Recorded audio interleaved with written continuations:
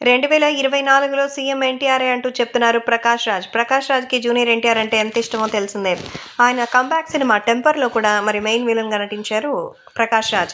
ఈ సందర్భంగా ఎన్టీఆర్‌తో కలిసి ఎన్నో సినిమాల్లో చేసిన అనుభవం ఉంది. అందుకే జూనియర్ ఎన్టీఆర్ గురించి చెప్తూ, ఎన్టీఆర్ ఎంతో మంచి మనసున్నటువంటి వ్యక్తి. ఆయన దేన్ని ఆశించి ఎవరికీ ఏ సాయం చేయరు. కానీ ఇక తెలుగుదేశం పార్టీ అంటారా, అది ఆయన రాజకీయం, ఆయన రక్తంలోనే ఉంది. ఆయనకెవరు డైలాగులు రాసివ్వాల్సిన అవసరం లేదు.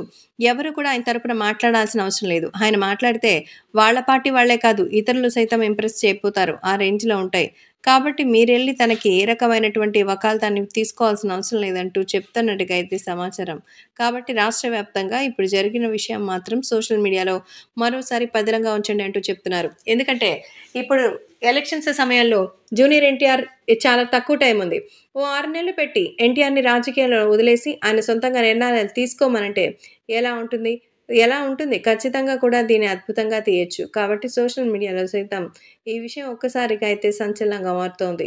అభిమానులు కూడా తెలుగుదేశం పార్టీకి ఎన్టీఆర్ సీఎం అవుతారని, 2024లో కాకపోతే ఆ పై వచ్చే ఏడు ఖచ్చితంగా ఆయన సీఎం అయ్యే బాధ్యత తనదే అని అందరూ కూడా ఎక్స్‌పెక్ట్ చేస్తున్నట్టుగా సమాచారం.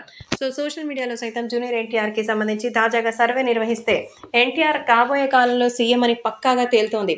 జ్యోతిష్య శాస్త్ర నిపుణులు కూడా ఎన్టీఆర్ జాతకం సీఎం జాతకం అని, ఆయన భవిష్యత్తులో ఏపీకి సీఎం అవ్వడం పక్కా అంటూ చెప్తున్నారు.